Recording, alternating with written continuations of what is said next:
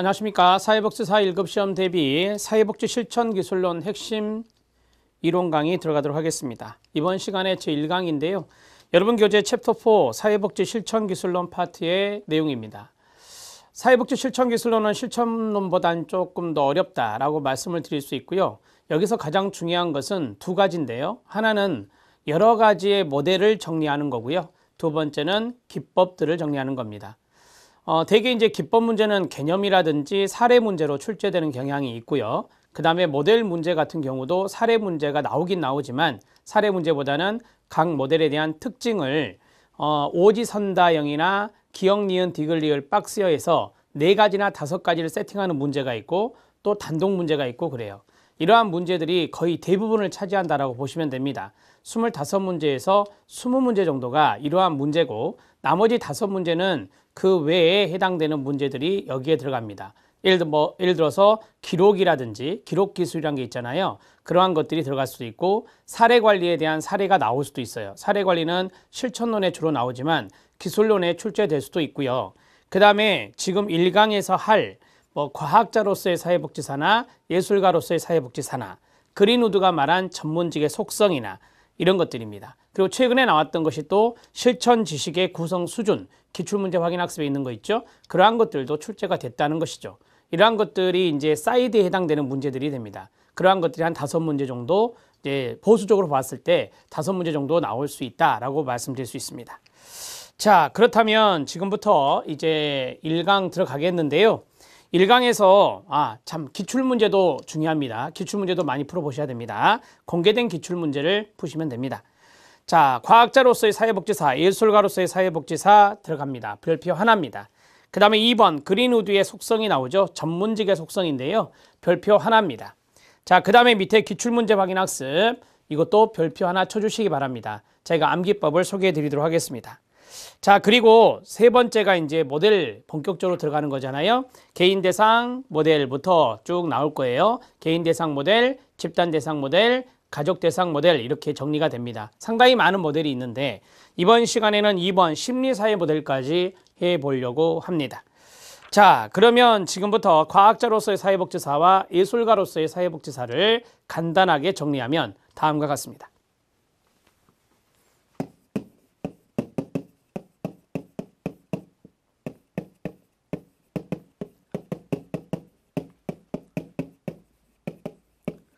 우리 사회복지사는 두 가지의 특징을 갖춰야 된다라고 해요. 하나는 과학적인 특성, 하나는 예술적인 특성이다 말할 수 있는데 우리 시험 문제에서는 이 두 가지를 구분해서 찾아내는 것이 시험 문제였습니다.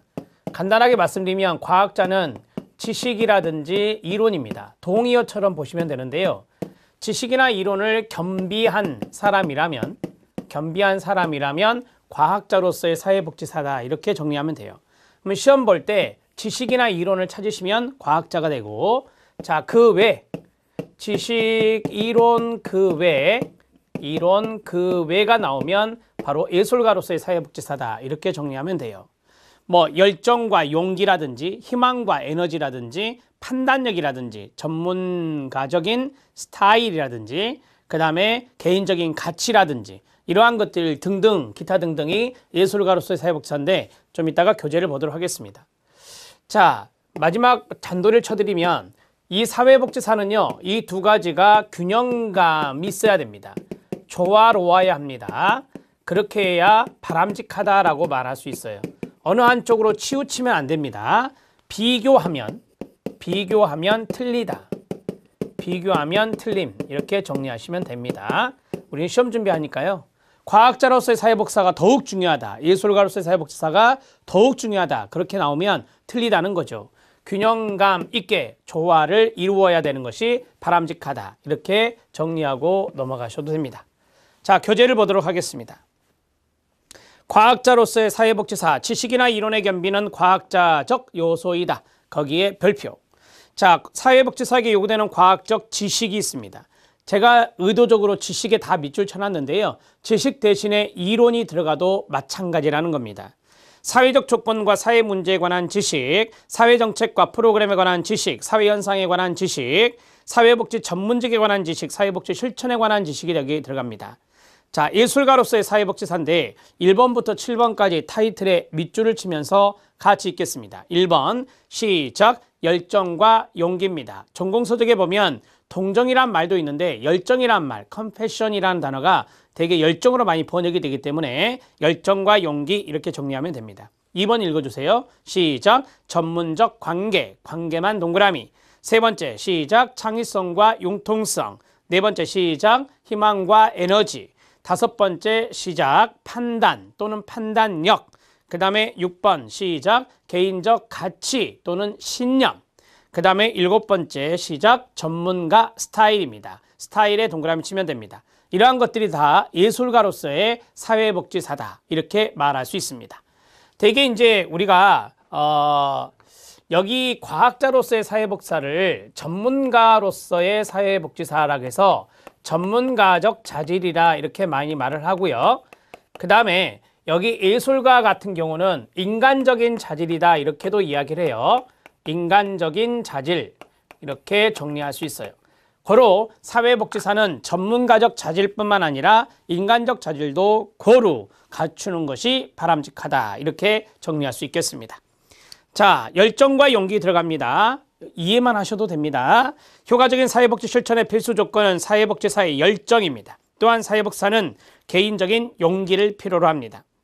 전문적 관계입니다. 신뢰감 형성의 가장 기본적인 도구는 전문적인 관계를 활용하여 사람들이 변화의 가능성에 대해 개방적이 되도록 하고 적극적으로 변화 과정에 참여하도록 돕는 것이다 라고 했습니다. 한마디로 말하면 클라이언트가 개방적이 되도록 하기 위해서 클라이언트가 변화 과정에 참여하도록 하기 위해서는 관계 형성이 중요하다는 거예요. 우리가 많이 배웠던 라포 형성을 말합니다. 창의성과 융통성입니다. 창의성은 클라이언트의 상황이 독특하잖아요. 독특하고 항상 변화하기 때문에 우리는 창의적인 자세가 필요하고요. 융통성도 창의성의 차원이라 말할 수 있겠습니다. 자, 희망과 에너지입니다. 클라이언트의 동기를 증진시키는데 결정적으로 중요한 사회복지사의 두 가지 특징이 바로 희망과 에너지입니다. 클라이언트에게 동기 유발을 하고 싶으십니까? 여러분들이 희망의 메시지를 던져주셔야 되고요. 여러분들이 에너지를 발휘하셔야 되는 겁니다. 자, 판단입니다. 전문가의 판단은 사회복지사의 가로 명확하고 날카로운 사고력 가로 닫고 여기에 달려 있습니다. 실천 지혜 속에서 성숙하기 위해서는 사회복지사가 분석적이면서 반성적이어야 돼요. 반성적에 쓰세요. 자기 성찰이라고 합니다. 사회복지사도 사람이기 때문에 어떤 프로그램을 진행해 나가는데 오류나 실수가 있을 수 있어요. 그리고 효과가 나타나지 않을 수도 있어요. 따라서 이러한 것들은 반성적인 태도가 중요한 거예요. 그렇게 해야 자기 발전이 되는 거예요. 반성적이어야 하며 성공뿐만 아니라 실패로부터의 학습에도 개방적이어야 합니다. 사회복지사가 그래야 된다는 겁니다. 이게 바로 판단력입니다. 그러니까 명확하고 날카로운 사고력은 선천적으로 생기는 게 아니라 이런 반성적이고 자기 성찰적인 노력에 의해서 다듬어가는 거예요. 다듬어지는 거예요. 개인적인 가치입니다. 기본적 권리에 대한 존중입니다. 한마디로 말하면 클라이언트의 인간에 대한 존엄성을 존중해줘라 그 말이고요. 권리에 대한 존중도 필요하고요. 그 다음에 사회적 책임감을 가져야 되고 개인적 자유에 대한 헌신성. 헌신하는 것은 쉽게 말하면 뭐랄까요? 책임성을 말하는 거예요. 책임 이런 것들이 중요하고 그 다음에 클라이언트 자기결정에 대해서 지지해줘야 됩니다. 이게 자기결정권에 대한 존중, 관계론의 원칙에 나왔던 것들이죠. 이거 외에도 상당히 많은 가치 신념이 있을 수 있어요. 그러한 것들을 사회복지사가 갖춰야 된다라고 하는 겁니다. 전문가 스타일입니다. 전문가 스타일은 우리가 이제 여러 가지로 볼 수 있죠. 이야기를 하는 그런 언어라든지 옷을 입는 의복이라든지 이런 것들이 다 전문가 스타일에 맞춰야 된다는 겁니다. 스타일은 사회복지사가 클라이언트와 관계를 맺는 방법, 즉 사회복지사의 에너지, 창의성, 지혜, 그리고 판단뿐만 아니라 특정한 사회적 이슈에 대한 그들의 열정과 헌신성에서 표현되는 것이 바로 전문가 스타일이라고 말할 수 있습니다. 자, 예를 하나 들어서 우리 이론서에도 나와 있는 거지만 장애인의 어떤 권리를 위해서 옹호 활동을 하는 사회복지사가 있다고 가정합시다. 그래서 그리고 이 사회복지사가 시의회에 가서 장애인의 권리를 주장하려고 합니다. 그러면 의복을 정장 차림으로 딱 갖추고 가서 전문가다운 언변수를 발휘해야 되겠죠. 이러한 것들이 바로 전문가 스타일이라고 이야기할 수 있는 겁니다. 그게 다 예술가적 자질에 들어가는 거예요. 예술가적 사회복지사, 예술가로서의 사회복지사를 이야기했습니다. 자, 됐고요. 두 번째, 그린우드 들어갑니다. 자, 그린우드가 말한 전문직의 속성인데요. 이거는 사회복지 실천론에는 나올 수 있습니다. 자, 그린우드라는 학자가 전문직의 속성을 5가지로 제시를 합니다. 암기법은 꼭 외우셔야 돼요. 지문 승강권입니다. 되게 이제 우리 시험에 이 학자를 가르쳐 주거든요. 그린우드는 지문 승강권, 이런 식으로 외우시면 됩니다. 첫 번째 지식, 동의어는 이론이라고 말씀드렸고요. 두 번째가 문화, 세 번째가 승인인데요. 승인의 동의어는 인정, 인가라고 말합니다. 사회적인 승인, 사회적인 인정, 사회적인 인가라고 합니다. 강령인데요. 윤리강령이겠죠. 윤리강령의 전문가 집단마다 있고요. 그 다음에 권위가 있습니다. 전문가적인 힘을 말하는 거예요. 자, 이렇게 가로 안에 뭐 동의어처럼 쓸 수 있는 단어를 모두 말씀드렸습니다. 자, 우리 시험에 나왔던 게 관념적 철학이에요. 관념적인 철학, 이런 내용은 없다. 이렇게 정리를 하시면 되겠습니다. 1번 들어갑니다. 1957년에 전문직 속성이라는 글에서 그린우드는 전문직의 속성을 다음 5가지로 제시하고 있습니다. 2번 별표, 체계화된 지식 기반과 기술의 정립, 전문적 권위의 발전과 수용, 전문직으로서의 사회적 승인, 고유한 윤리 강령, 공유된 전문적 가치와 규범, 문화 등이 그것이다 라고 했습니다. 자, 가치와 규범을 우리 시험에서는 문화라는 단어로 썼다라고 볼 수 있겠습니다. 이러한 속성에 비추어 그린우드는 사회사업을 하나의 전문직이라고 규정하고 계속적으로 전문직화를 추구해 나가는 과정 속에 있다고 평가를 했는데요. 여기에서 공유된 전문적 가치와 규범이라는 것이 시험에 출제될 수 있거든요. 그래서 가로 열고 공유된 가치와 규범, 이런 걸 좀 써놓으시면 조금 문제가 어렵게 출제되더라도 여러분들이 알아맞힐 수 있을 것입니다. 자, 됐고요. 같이 읽어주세요. 5가지 시작. 지식, 이론, 문화, 공유된 가치와 규범, 그 다음에요 승인, 인정, 인가, 그 다음에요 윤리강령, 그 다음에요 권위나 힘, 이렇게 해서 정리하시죠. 관념적 철학이란 것은 없었습니다. 자, 기출문제 확인 학습을 보도록 하겠습니다. 기출문제 확인 학습의 실천 지식의 구성 수준입니다. 자, 여기 지식이 있었습니다. 이 지식에 실천 지식이 있어요. 실천 지식의 구성 수준이 있는데 이 구성 수준을 추상적에서 구체적으로 나누면 거기 나온 대로 첫 번째가 패러다임, 두 번째가 관점, 세 번째가 이론, 네 번째가 모델, 다섯 번째가 실천 지혜라고 말할 수 있습니다. 이걸 우리가 이제 깔때기 모양으로 필터링을 한다고 봤을 때, 자, 여기가 첫 번째, 그 다음에 두 번째, 그 다음에 세 번째, 그 다음에 네 번째, 그 다음에 다섯 번째. 자, 어떤 게 포괄적이죠? 맨 위에 거죠. 맨 위에 것이 그래서 추상적이라고 말하는 거고요. 자, 필터링이 되어서 아주 좁혀진 것이 아래 거잖아요. 이게 이제 구체적이다 이렇게 말하는 거예요. 그러면 이제 5가지의 암기법 가면 돼요. 자, 첫 번째 암기법이 패, 그 다음에 관, 이, 모, 지혜입니다. 자, 폐관, 이모, 지혜 한번 딱 끊어주세요. 이렇게 폐관, 이모, 지혜. 자, 5글자를 외우시면 됩니다. 첫 번째가 무엇입니까? 패로 시작하는 거, 패러다임. 자, 그 다음에 이게 순서 나이라는 게 문제가 나왔었어요. 그 다음에 관점이고요. 관점을 우리가 퍼스펙티브, 뭐예요? 시각이라고 하죠. 그 다음에 이론이겠죠. 이론에 의해서 모델이 나오는 거 알고 계시죠? 그 다음에 모델 안에는 뭐가 있어요? 실천, 개입, 기술이 있잖아요. 이걸 우리가 실천 지혜라고 해요. 실천 지혜, 시험에는 실천 지혜, 지혜가 나올 겁니다. 자, 위로 올라갈수록 추상적이다 라고 말씀드렸고 아래로 갈수록 구체적이다 이렇게 말씀드렸습니다. 그래서 폐, 관, 이, 모, 지혜 이런 식으로 외우시기 바랍니다. 자, 이제 개념을 좀 보죠. 패러다임입니다. 가장 추상적이고요. 추상적 수준의 개념적 틀을 말합니다. 세계관과 현실에 대한 인식의 방향을 결정하는 것입니다. 관점 시각인데요. 관점은 개념적 준거틀로서 관심 영역과 가치, 대상들을 규정하는 사고체계를 말합니다. 이론은 특정 현상을 설명하기 위한 가설이나 개념, 의미의 집합체로서 현실을 구조하고 객관화하는 과정 속에서 추상적 수준의 관점이 구체화된 것을 이론이라고 말합니다. 모델입니다. 실천 활동의 원칙과 방식을 구조화시킨 것으로 끊어요. 실천 과정에 직접적으로 필요한 기술적 적용 방법을 제시하는 게 모델입니다.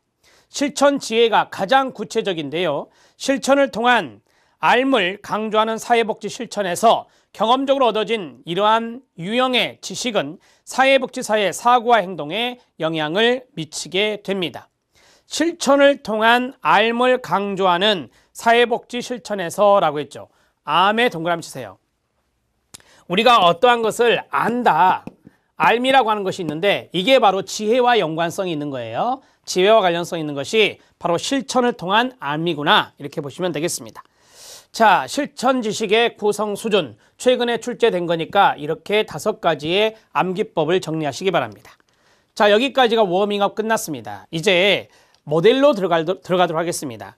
정신분석 모델이 나왔고요. 심리사회 모델이 나왔는데요. 여기서부터 이제 사례 문제가 좀 출제된다라고 보시면 되겠습니다. 정신분석 모델입니다.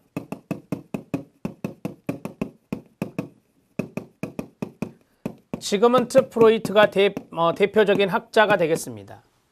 자, 여기에 대한 키워드를 들어갑니다. 모델은 키워드가 중요하거든요. 정신분석입니다.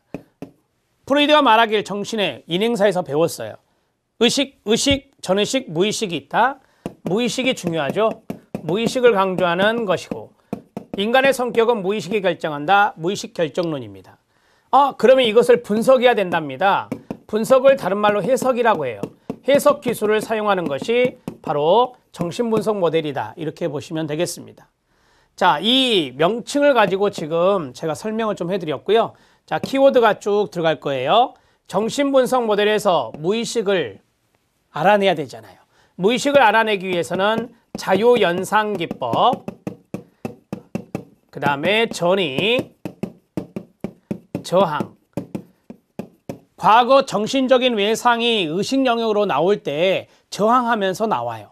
그리고 거기에 대해서 해석을 해주죠. 해석이라고 하는 것은 우리가 실천론에서도 여러 가지 기술들을 배웠지만 이 해석이라고 하는 것은 단서를 발견해서 통찰을 돕는 거예요. 깨닫게 돕는 거, 이것을 말하고요. 이것은 설명해 주는 겁니다. 중립적인 설명을 해주는 것이 해석이고요. 자, 그 다음에 여기에 대해서 통찰이 나왔습니다. 통찰도 키워드가 된다. 이렇게 보시면 돼요. 통찰은 클라이언트가 깨닫게 도와주는 겁니다. 클라이언트가 깨닫게 돕는 것을 바로 통찰이다. 이렇게 말을 하고요. 우리가 훈습이란 단어가 있어요. 훈습이라고 하는 것은 반복적 과정을 거치는 거예요. 반복적 과정을 거치는 거예요. 그 다음에 정교화를 하고 더욱더 잘 통찰하고요. 그 다음에 실생활에 적용하는 확대의 과정을 거치는 거예요. 그래서 반복, 정교화, 확대 이렇게 정리해 놓으면 훈습이 됩니다. 훈습은 이 단어가 꼭 나올 거예요. 반복이라는 단어가 나올 거니까 정리를 잘 해 주시기 바랍니다. 자, 정신분석 모델은 결정론적 시각을 갖고 있어요. 무의식이 결정한다라고 했죠. 결정론적 관점입니다. 결정론적 관점이고 이것은 심리적인 측면을 보는 것이니까 장기적 개입이고요. 장기적 개입이고 그 다음에 과거를 중시하죠. 과거 어린 시절의 정신적인 트라우마 이런 것들을 찾아내는 것이 중요할 수 있으니 과거를 중시한다. 우리가 진단주의와 기능주의와 배웠잖아요. 진단주의와 관련성이 있죠. 진단주의와 관련이 있다. 자, 정신분석 모델은 일종의 정신분석 치료거든요. 따라서 여기는 치료자 중심이다. 이렇게 보시면 됩니다. 치료자 중심.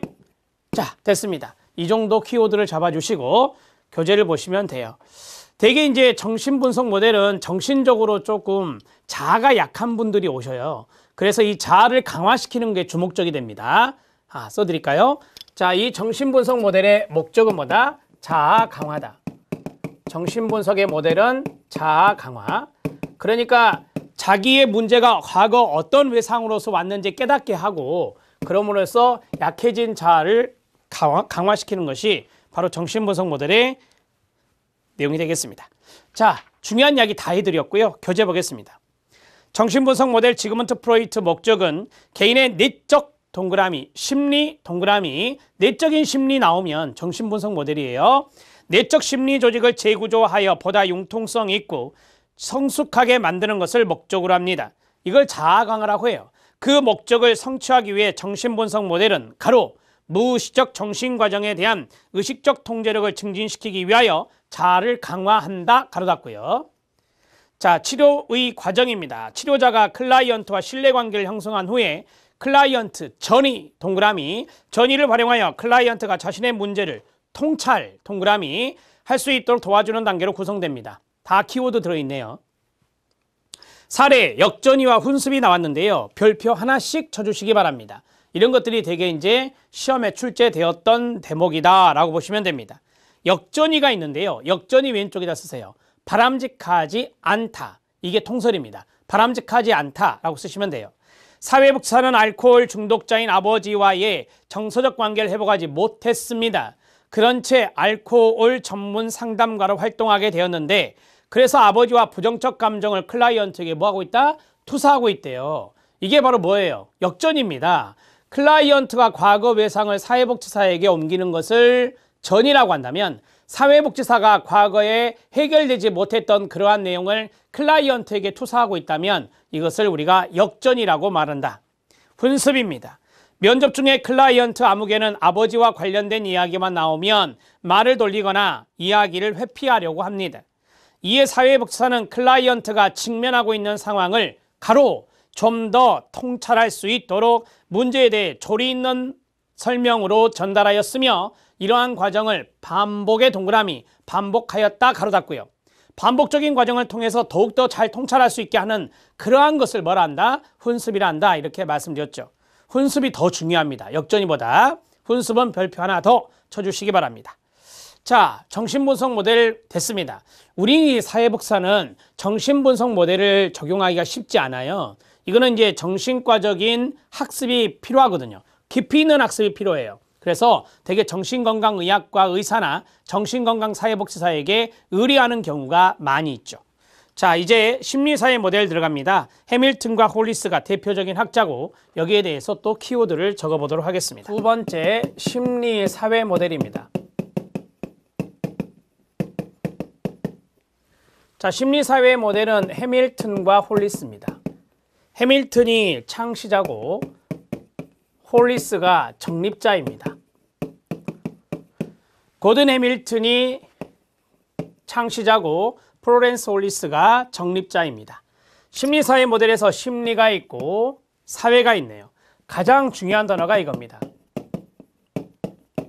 상황 속 인간입니다. 상황 속 인간을 강조한다 그러면 딱 심리사회 모델 찍으시면 되고요. 자, 그 다음에 두 번째, 자, 심리적인 측면이 나왔고 사회적인 측면이 나왔죠. 그러면 클라이언트 심리와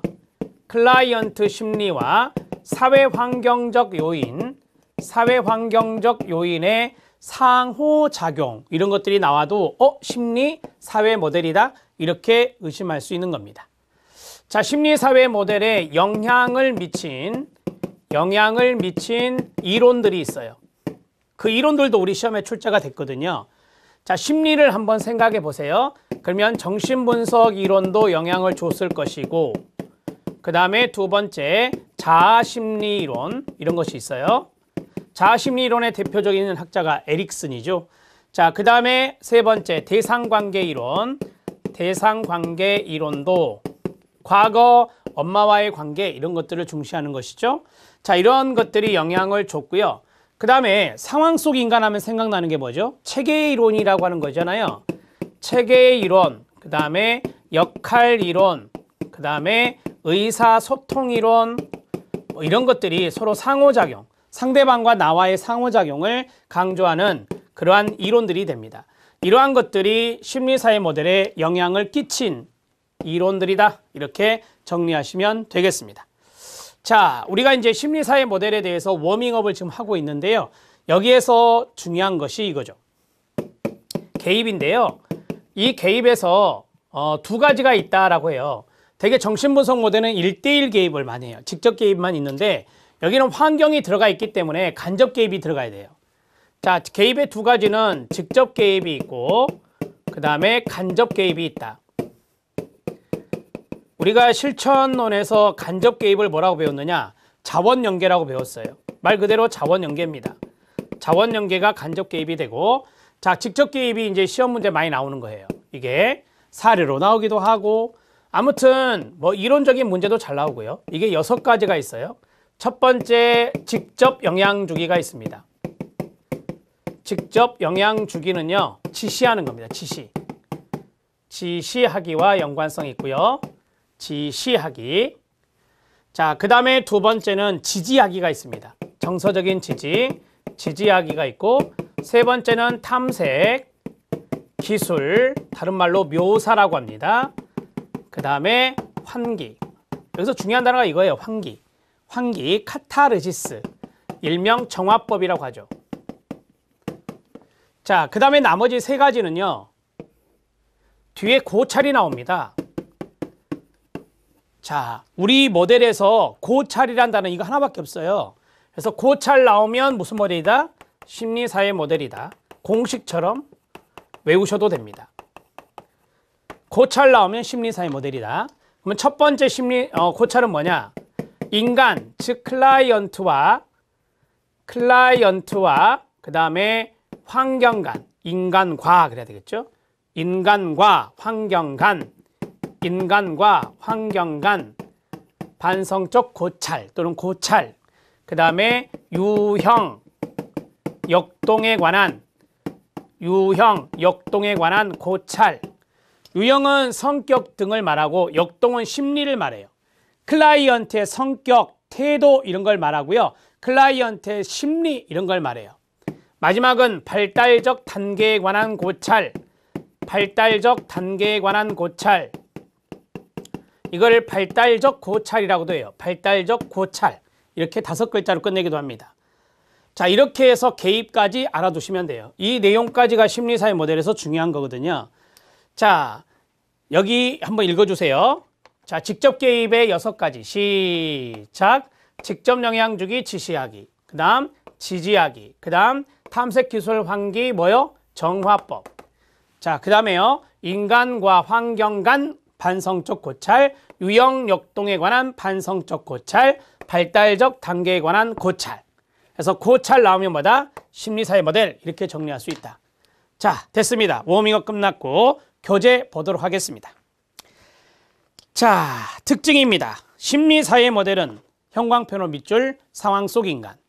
상황 속 인간이라는 개념을 강조하며 끊어요. 고든 해밀턴과 플로렌스 홀리스가 대표적 학자이고 치료 내용, 개입 내용 부분에서 직접적의 동그라미, 간접적의 동그라미, 치료의 내용이 중요합니다. 해밀턴은 심리사회 모델의 창시자이며 상황 속의 인간이라는 용어를 처음 사용했고 끊어요. 홀리스는 치료 내용과 이론을 정립하였다. 정립의 동그라미요.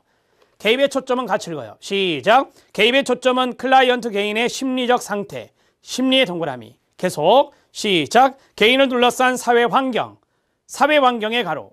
시작. 개인과 환경 간의 상호작용이다. 그래서 클라이언트와 환경 간의 상호작용을 강조하는 것이 심리사회 모델이다. 정신분석 모델보다 심리사회 모델이 더 시험에 잘 나오겠죠. 왜요? 우리는 클라이언트와 환경 간의 상호작용을 강조하기 때문에 그렇습니다. 심리사회 모델의 개입 별표. 직접적 개입이 있고 간접적 개입이 있다. 직접적 개입은 지지 동그라미, 지시 동그라미, 직접 영향 주기의 동이요. 탐색 기술 환기의 동그라미요. 클라이언트와 그의 환경에 대한 반성적 고찰만 동그라미. 그 다음에 역동적 요인, 유형 역동에 관한 반성적 고찰에만 동그라미. 발달적 단계에 관한 반성적 고찰, 다른 말로 발달적 고찰이란다. 고찰에 동그라미 치면 됩니다. 간접적 개입은 대개 지역사회 자원을 연계해 주는 것이며 환경적인 원조를 말합니다. 자원 연계에 동그라미 치면 끝났습니다. 자, 이제 사례에 들어갈 건데요. 여기에 대한 사례가 쭉 나옵니다. 자, 1번부터 5번까지의 사례가 나와 있는데요. 지지적 기법 중 재보증의 밑줄. 재보증 배웠거든요. 정서적 기법 중에 하나. 사회복지사는 클라이언트가 자녀를 심하게 야단친 것에 대해 느끼는 죄책감을 이해한다고 표현함으로써 클라이언트를 시작 안심시킨다. 안심시키는 자체가 정서적 기법이에요. 이게 재보증이다. 자, 그 다음에 지시하기다. 지시하기는 이렇게 하는 게 좋겠습니다 라고 하는 충고입니다. 충고나 조언이 바로 지시하기의 대표적인 거에 돼요. 남편의 알코올 중독으로 상습적 가정폭력에 노출되어 있는 끊어요. 부인 클라이언트를 사회복지사가 보호소에 입소하게 했습니다. 이게 지시하기예요. 자, 상습적인 폭행이 있으니 가정폭력이 있으니 보호소에 쉼터라고 생각하면 돼요. 쉼터에 입소하는 게 좋겠습니다 라고 충고했겠죠. 그래서 입소를 시켰다면 이건 지시하기 직접 영향 주기가 되는 거예요. 인간 환경에 대한 반성적 고찰입니다. 여기서 클라이언트를 찾아주시는 게 중요한데요. 부인이 클라이언트네요. 부인에게 무시당하는 남편은 자신의 체면을 살리기 위해 어머니에게 부인의 문제를 지적하여 고부 갈등이 일어나고 있습니다. 고부 갈등이 문제네요. 하지만 부인은 남편의 행동의 원인을 이해하지 못하고 있습니다. 이러한 상황에서 사회복지사는 부인에게 시어머니와 갈등이 있었을 때 남편은 어떻게 행동했나요? 라고 질문해 봄으로써 부인이 문제 원인과 결과를 알아차리게 알아차리게 하는 방법이다. 여러분 여기 고찰 있잖아요. 이 고찰하는 이유가 뭐냐면 깨닫게 해주는 거예요. 그래서 통찰기법을 많이 활용하는 겁니다. 이 통찰기법의 대표적인 것이 이쪽에 있었죠. 해석이라고 하는 거. 해석이라고 하는 것을 씁니다. 아, 해석 기술은 정신분석 모델뿐만 아니라 심리사회 모델도 쓰는 거구나. 해석의 주 목적이 통찰하게 하는 거니까요. 자, 여기에서 클라이언트가 부인이었습니다. 그럼 환경은 누구죠? 자, 클라이언트가 부인이다. 그럼 환경에 남편도 있고 시어머니도 있는 거예요. 그래서 남편과 시어머니와 남편과 아내, 시어머니와 부인의 관계, 그러한 상호작용을 묻는 질문이잖아요. 그래서 이거는 인간과 환경에 관한 반성적 고찰이 되고요. 역동적 요인, 유형 역동인데, 자, 여기 유형은요, 제가 아까 말씀드렸죠. 성격, 그 다음에 여기 역동은요, 심리라고 했어요. 그래서 클라이언트의 성격적인 측면이나 클라이언트의 심리적인 측면을 보는 거거든요. 자, 영애 씨가 육아와 가사일이 너무 힘들 때 남편에게 화를 내는 것 같지 않나요? 라고 했습니다. 누가 화를 낸다고? 영애 씨가. 영애 씨가 해서 클라이언트거든요. 그래서 클라이언트가 화를 낸다. 이런 일종의 어떤 삶의 태도 또는 성격 이런 것이라고 볼 수 있죠. 이런 것들을 우리가 보는 거예요. 또 화를 낸다라고 하는 것은 뭐예요? 분노의 감정이거든요. 화가 났다. 그래서 심리적인 측면도 읽을 수 있는 것이고요. 이걸 우리가 유형 역동에 관한 반성적 고찰을 합니다. 발달적 고찰입니다. 마지막. 발달적 고찰은 발달적 단계를 본다 그랬죠. 그래서 어린 시절, 학창 시절 이런 게 키워드가 돼요. 선생님께서는 이 문제가 학창 시절과 어떤 관련이 있다고 생각하십니까? 학창 시절이 키워드였죠. 학창 시절은 과거로 간 거예요. 그래서 이 학창 시절이라고 하는 발달적 단계, 학창 시절이 초등학교도 될 수 있고 중학교, 고등학교, 대학교도 될 수 있잖아요. 어찌됐든 간에 과거의 발달 단계로 돌아간 거예요. 그래서 발달적 고찰이다 이렇게 말할 수 있는 겁니다. 자, 이해되셨죠? 이런 사례들이 여러분들 시험에 나올 수 있어요. 사례를 박스로 주고 어떤 것이냐 골라라 라고 하는 문제, 그런 문제가 많이 출제가 됐었습니다. 그래서 이렇게 사례를 5가지를 넣어드렸고요. 시험에 나왔던 것들과 연관성이 있다라고 말씀드릴 수 있습니다. 자, 여기까지 해서 심리사회 모델 정리했고요. 다음 시간에 좀 깁니다. 인지행동 모델부터 들어가도록 하겠습니다. 사회복지 실천기술론의 첫 단추를 잘 꿰맸습니다. 마지막 끝날 때까지 잘 들어주셔야 모델 정리가 잘 될 겁니다. 열심히 학습하시기 바랍니다. 수고하셨습니다.